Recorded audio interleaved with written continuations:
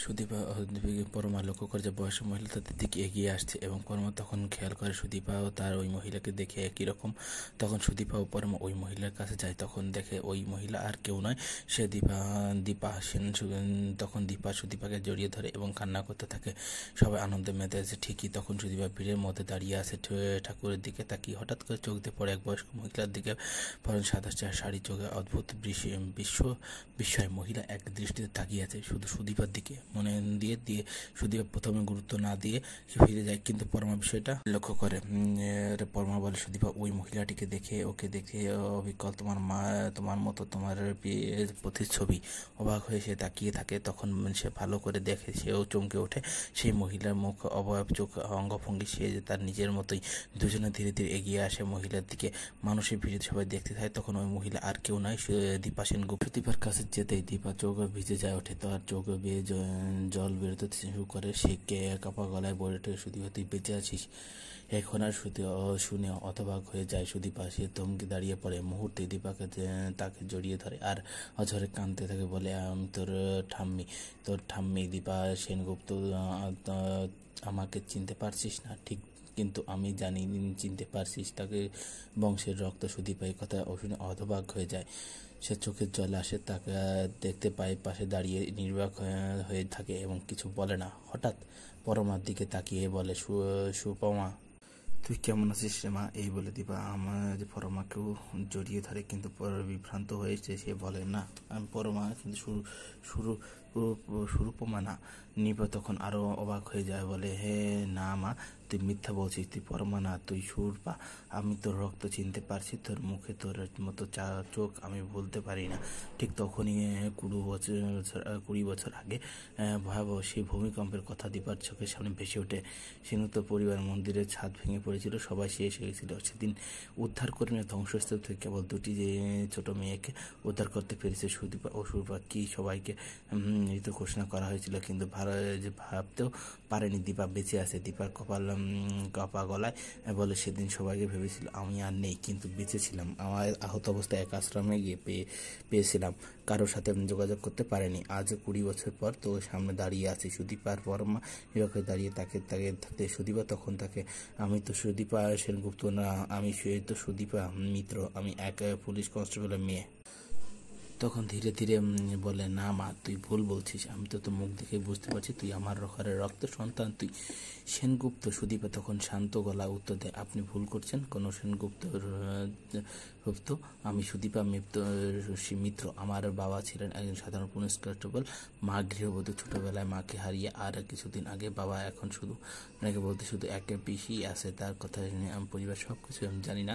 মুখে দাঁড়িয়ে পড়ে এক শুনেন, তার মুখে একদম স্তব্ধতা নেমে আসে। কপাল হাতে সে সুদীপাকে মুখের ছবি দেখে যেন নিজের চোখকে সে বিশ্বাস করতে পারছে না। দীপা বলছে, তুই বলছিস তোর কোনো স্মৃতি নেই? তখন দীপা এটা ফিস করে বলছে। সুদীপার মাথা নেড়ে বলে যে, না, ছোটবেলায় কিছুই মনে নেই তার, শুধু মাঝে মাঝে অনুভূত কিছু স্বপ্ন দেখতে পারে, যে সেটা বড় বাড়ি, মন্দিরের যে ঘন্টা, আগুন আর চিৎকার। অল্প ঘুম ভেঙে যায়, আর কিছু বুঝতে পারি না, আর কিছু স্বপ্ন দেখতে পারি না। এই কথা শুনে সুদীপের চোখ বড় হয়ে যায়। সে কাপা গলায় বলে, ওই তো সেই রাত, সেই দিনের আগুন, ওই চিৎকারেই ওই রাতেই তো আমাদের ঘর ধসে পড়েছিল। পরমা তখন নিঃশব্দে তাকিয়ে তাকে দুজনের দিকে। সে তাদের কথা শুনে থাকে, তার বুকের ভেতর যেন কিছু একটা মোচড় দিয়ে ওঠে। ধীরে ধীরে বলে, যে মানে আপনি বলতে চাইছেন সুদীপা সেই বাচ্চা মেয়ে যাকে উদ্ধার করা হয়েছিল সেদিন? তখন দীপা মাথা নাড়ে আর চোখের জলে চলে আসে আর বলে, হ্যাঁ তুই হচ্ছে সুরপা, তার এক নাতনি। পরমা চমকে ওঠে সে, আমি পরমা সুরপাকে আমি জানি না, আমি তাকে চিনি না দীপা।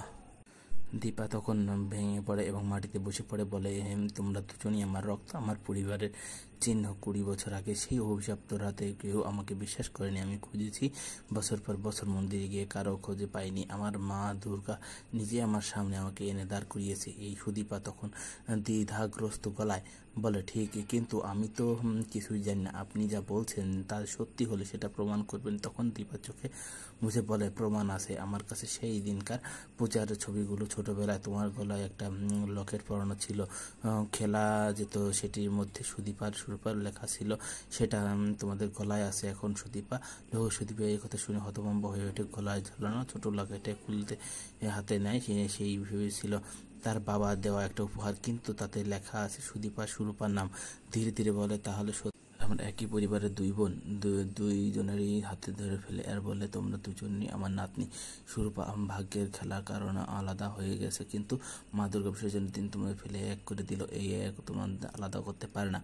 থেকে চারপাশে নাতনির প্রতিমা ধীরে ধীরে জলে মিশে যাচ্ছে।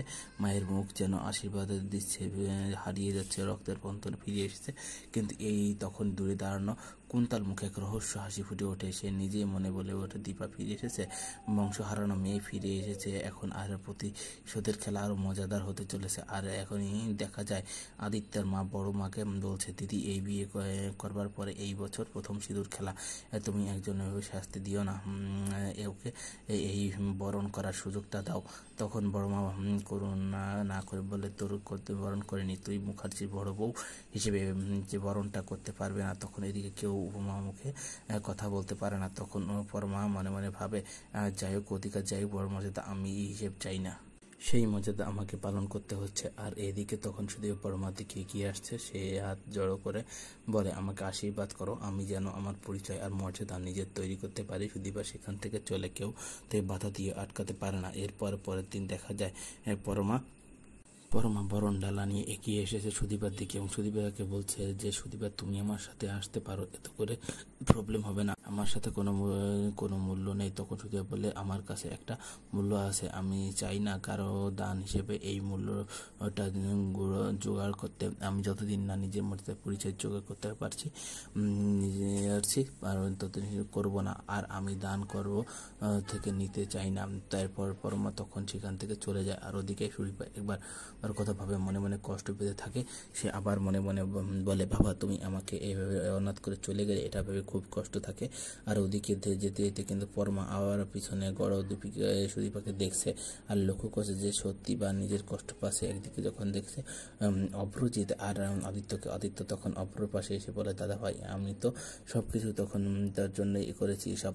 তখন অভ্র বলে, তোর মনে আছে তুই মেডেলগুলো আনতি স্কুল থেকে, সেগুলো তুই আমাকে কখনো দিতিস না, যে কখনো বলিস না নিতে, কিন্তু তুই এই মেডেল যে কেন আমাকে দিলি? তুই কেন অবাক বলিলি না? কেন আমাকে জানিয়ে নিলি? এটা তুই নিজেভাবে নিলি যে তুই আমাকে দিবি আর তুই আমাকে দান করবি, আমি সেটা মেনে নেব। এরপর অভ্র রেগে যায় এবং ওদিক থেকে তখন আদিত্য সেখানে চলে গেলে আর সেদিকে বলে, দাদা ভাই তুই কোথায় যাচ্ছিস? এত তাড়াতাড়ি চলে যাচ্ছিস কেন? এখানে অনির্বাণ এসে বলে, তোর এত তাড়াতাড়ি চলে যাওয়া তাহলে হবে কি করে? এখন সবকিছু বাকি আছে, আমরা একসাথে নাচবো। কিন্তু আর এদিক থেকে তখন দেখা যায় পরমা সেই বরণ ডালা হাতে নিয়ে ঠাকুমাকে বরণ করার জন্য টেবিলের উপরে চড়ে বসে, এবং কিন্তু ওটা সবসময় অভ্র আর আদিত্যকে দেখা থেকে, বিশেষ করে আদিত্যকে দেখতে থাকে। আর সেই সময় টেবিলে একটু নেড়ে চেড়ে ওঠার তখন পরমা ছেড়ে যেতে চায় এবং পরমা পড়ে যায়। সময় আদিত্য চিৎকার করে ওঠে। ওই দেখা অভ্র আবার খুব রেগে যায় আদিত্যের উপর, সে পরমার উপর। কিন্তু তখন সে দেখে আদিত্য সেটা দেখতে পায়। আদিত্য দৌড়ে আসে সেদিকে। তখন দেখা যায় সুদীপাকে খেয়াল করে যে আদিত্য যে পথ দিয়ে দৌড়েছে সেই পথ দিয়ে পড়ে আছে কিছু ধূপের যে ভাঙা টুকরো। তখন সুদীপা সেটা সরানোর জন্য বসে পড়ে এবং তখনই আদিত্য তাকে খেয়াল না করে তাকে ঠেলে দিয়ে দৌড়ে যায় যে আয়ুষ পরমার কাছে, এবং পরমা ঠেলে পড়ে থেকে যে আটকায়। এদিক থেকে সুদীপার মাথায় সেই ধূপের ভাঙা অংশটি লেগে অনেকটাই কেটে যায়। আর এটা দেখে সবাই অবাক হয়ে যায় এবং পরে পিসি চিৎকার করে ওঠে, দিদিমণি বলে। এটা দেখে তখন আদিত্য অবাক হয়ে যায়, সাথে সাথে পরমা অবাক হয়ে তাকিয়ে থাকে সুদীপার দিকে। তখন সুদীপা পিসি আদিত্যকে বলে, তুই মেয়েটাকে কি করছিস? তুই খেয়াল করতে। এরপর আদিত্য মাও বলে যে, আদিত্য তুই এটা কি করলি? তুই দেখিস সুদীপা যে তার সামনে চলে এসেছিল। তখন আদিত্য অবাক হয়ে সুদীপা দেখতে থাকে। আর ওদিকে